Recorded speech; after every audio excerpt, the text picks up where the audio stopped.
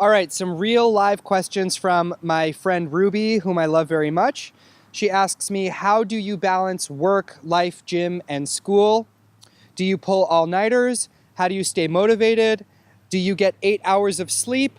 And do you drink caffeine? Look into my eyes and show me your adventures I haven't seen. Taking all the life, it hits the spot. Walking on fantasy. So take me, baby, take me to a state of mind. What's up, guys? I'm Kevin Nahai. Welcome back to my YouTube channel, The Other Side. And on today's episode, per my friend Ruby's request, we are going to be discussing the concept of work-life balance. This is something that I am so passionate about and that I'm always preaching to people because I admit I am a reformed and rehabilitated workaholic. I used to be a workaholic and it was terrible, and I don't recommend it to anybody. So to answer some of Ruby's questions, yes, absolutely every night at least 8 hours of sleep. No, I never pull all-nighters because they are unnecessary. How do I stay motivated? We're going to talk about that in a part 2 to this video because otherwise this video will be too long. So stay tuned for that. And here's my story. Basically, when I was in college, I was a huge workaholic, and I'm here to say that being a workaholic is not cool. It's not cool for you. I grew up around workaholics. It's not cool for the people in your family. It's not cool for your friends.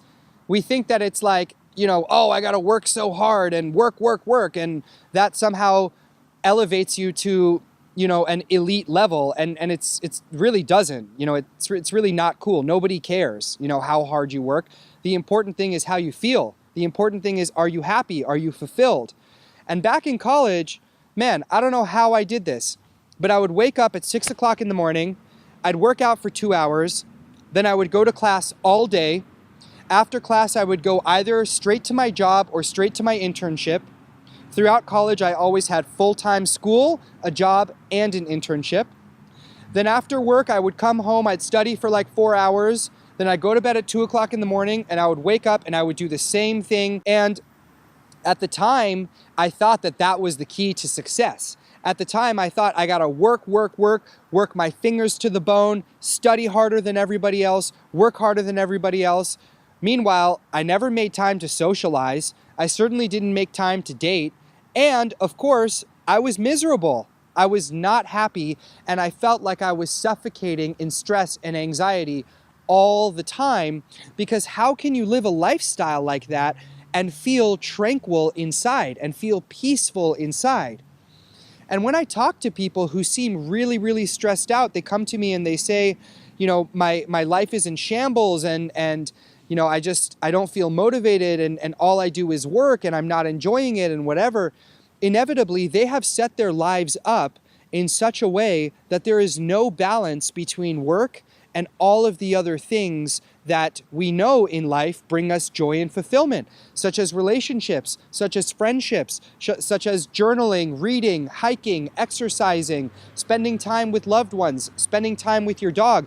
These are all things that people have to do on a daily basis in order to get a break from the grind of work. And if you don't do them, it's just like being in a car and having your foot on the gas pedal going 100 miles an hour. Eventually, that car is either going to crash into something or the car is going to implode. And let me tell you, it usually happens sooner rather than later. We think that working as hard as we possibly can all the time is the key to success.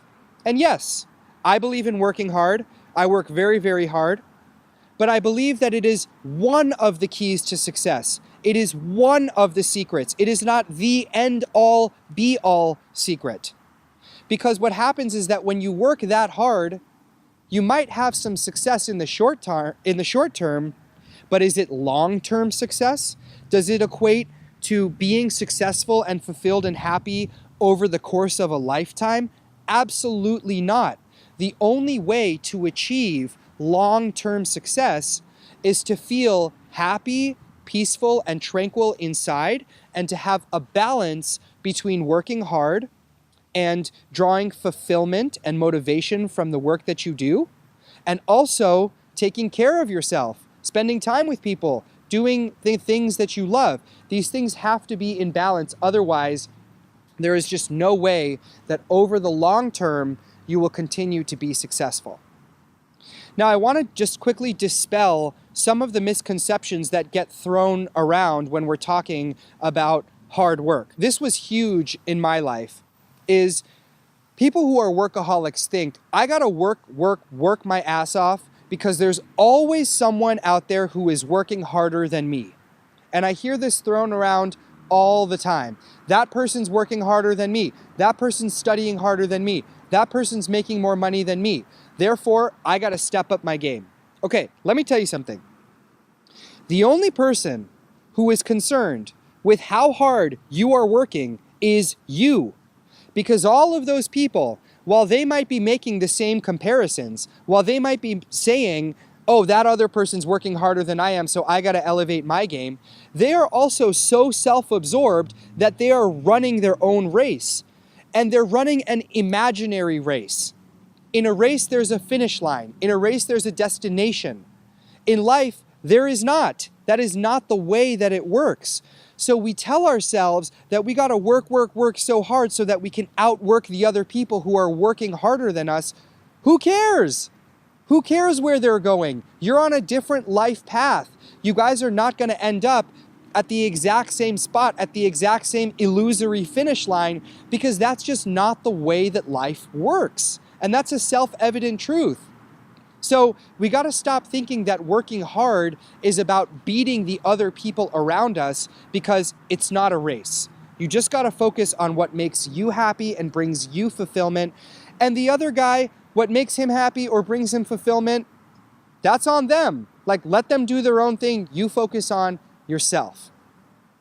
And the third myth that I wanna dispel is that hard work and our career is the primary thing that brings us fulfillment in life, okay?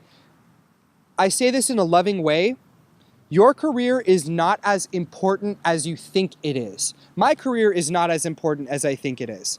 There are other things in life that matter a hell of a lot more than how hard we work and our career. Now look, if you are curing cancer for everybody, or if you are going and feeding and providing water to the 4 billion people who live on less than $2 a day on Earth, then yes, your career is the most important thing. Otherwise, everybody else, public speaker, doctor, lawyer, filmmaker, your career matters in that it gives you personal joy and fulfillment, in that you feel that you're contributing to society, and that you feel that you're helping other people. But does your career matter more than your relationships? Absolutely not. Is it worth it to sacrifice your relationship with your husband, wife, boyfriend, girlfriend, with your friends, with your family? Is it worth it to sacrifice your personal sanity? Is it worth it to feel unhappy and stressed and anxious all the time, and as a result get really, really sick the way that I was? Absolutely not. For what? For your career, so that you can say you have a certain salary, you have a certain title, so that you can say you're in the upper echelons of society? Who cares? That stuff is just a game that we are playing with ourselves, that our ego created.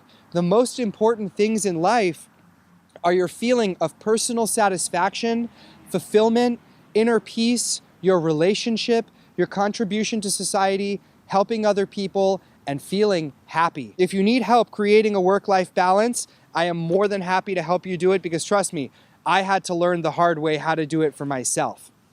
Now, how to stay motivated when you're working really, really hard, or when you have 10 million things on your plate.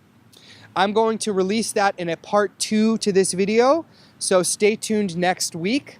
And in the meantime, please like and comment and subscribe, and I will see you guys in the video about motivation.